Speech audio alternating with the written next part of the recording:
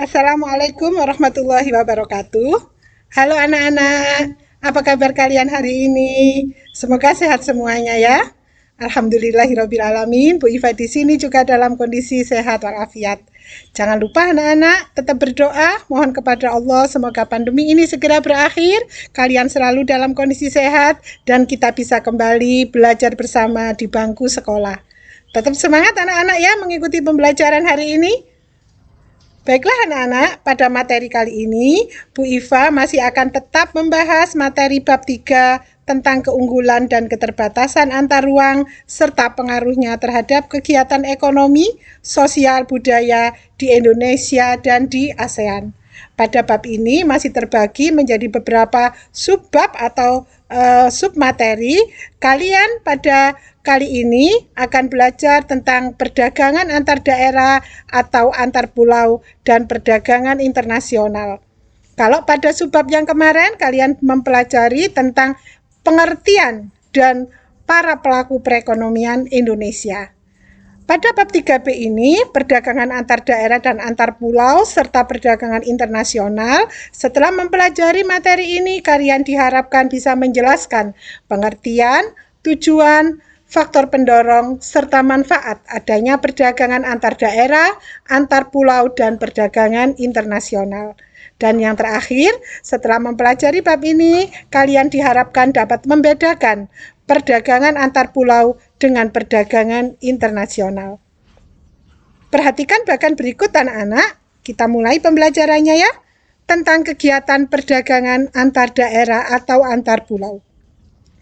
Pengertiannya, perdagangan antar daerah antar pulau merupakan perdagangan yang dilakukan oleh penduduk atau lembaga di suatu daerah atau pulau dengan penduduk daerah lain. Jadi mencakup antar daerah atau antar pulau dalam satu kawasan sebuah negara.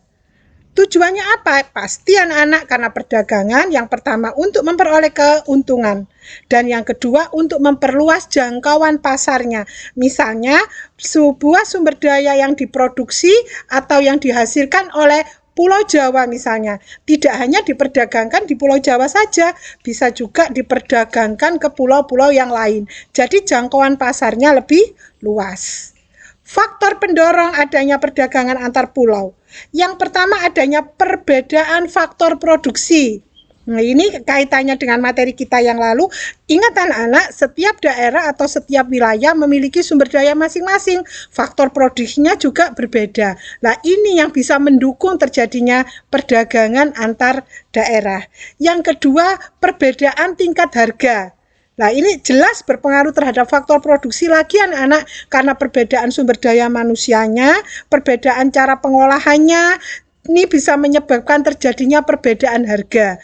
Misalnya, harga buku tulis yang ada di Pulau Jawa karena di sini ada pabriknya, otomatis menjadi lebih murah jika dibandingkan dengan harga buku tulis misalnya di daerah Papua.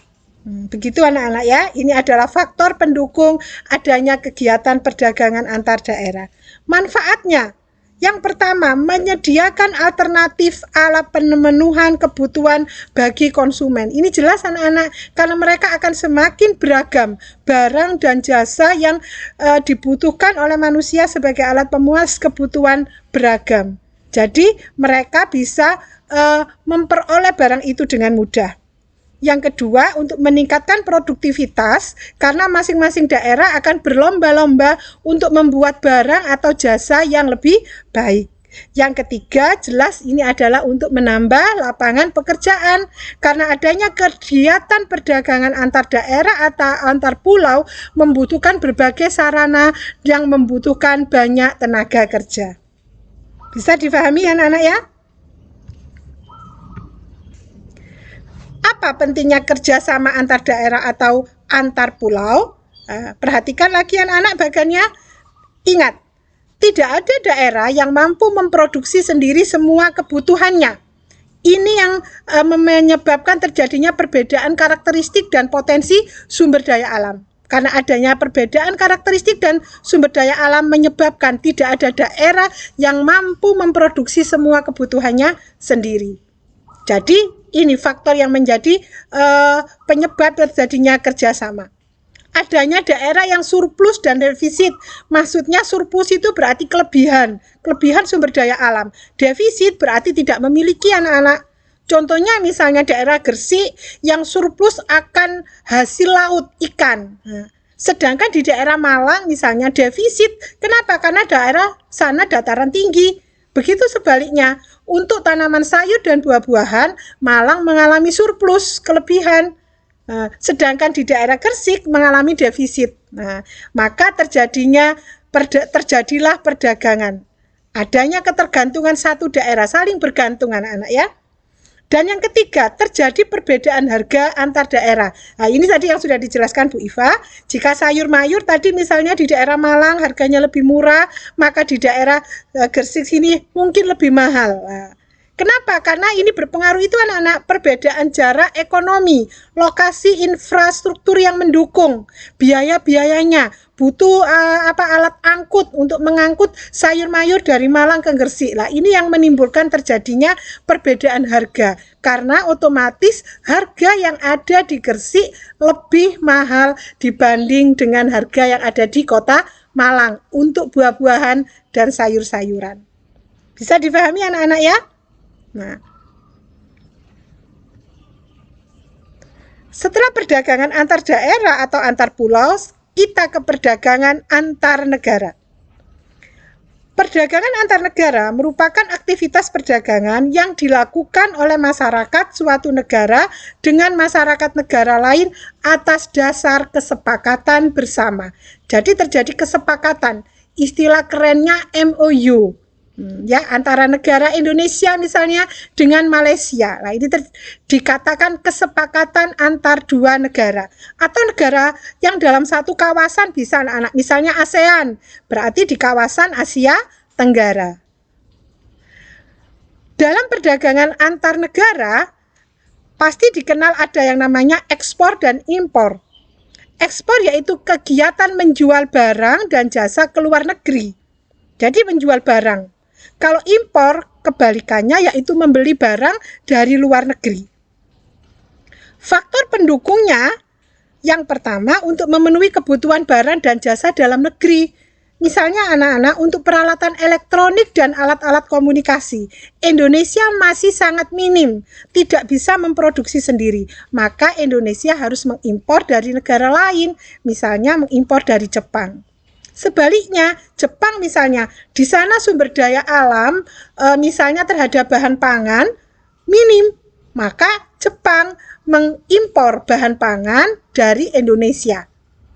Begitu yang berlaku untuk negara-negara yang lainnya. Yang kedua, untuk meningkatkan pendapatan negara, ini ada kaitannya dengan ekspor anak-anak. Kenapa? Karena semakin banyak suatu negara itu mengekspor atau menjual barang ke luar negeri, maka otomatis pendapatannya semakin banyak. Yang ketiga, adanya perbedaan penguasaan teknologi dalam mengelola sumber daya alam. Ini ada kaitannya tadi dengan yang nomor 1.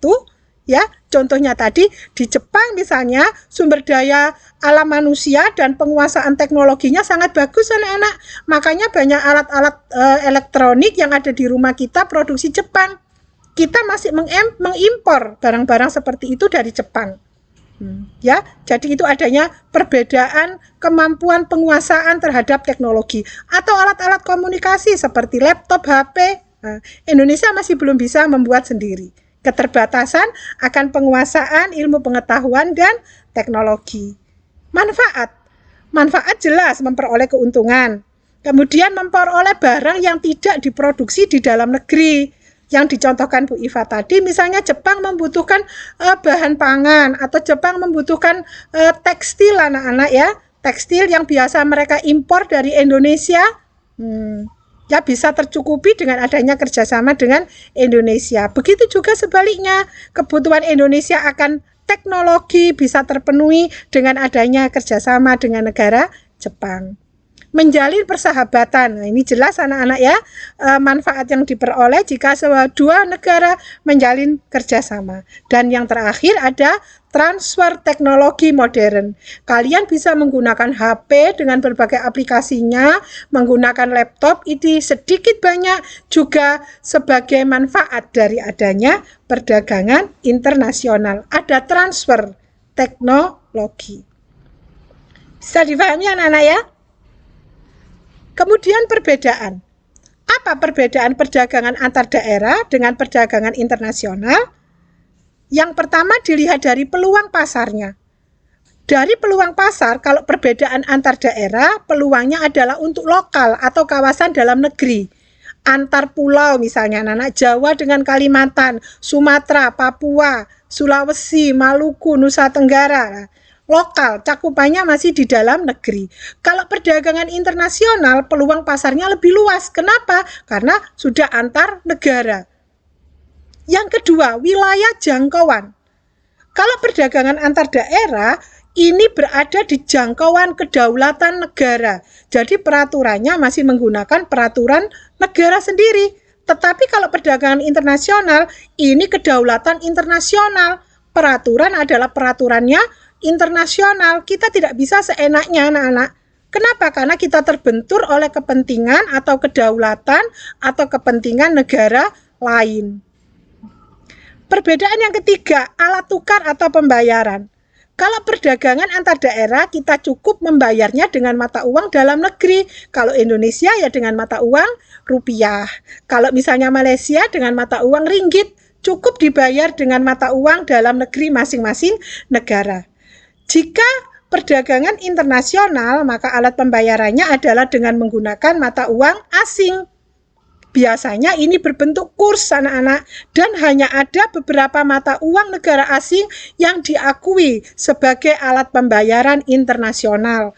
Misalnya dolar Amerika, dolar Australia, kemudian ada juga yen Jepang, dan masih banyak lainnya. Jadi ada kesepakatan penggunaan mata uang negara asing yang digunakan dalam perdagangan internasional.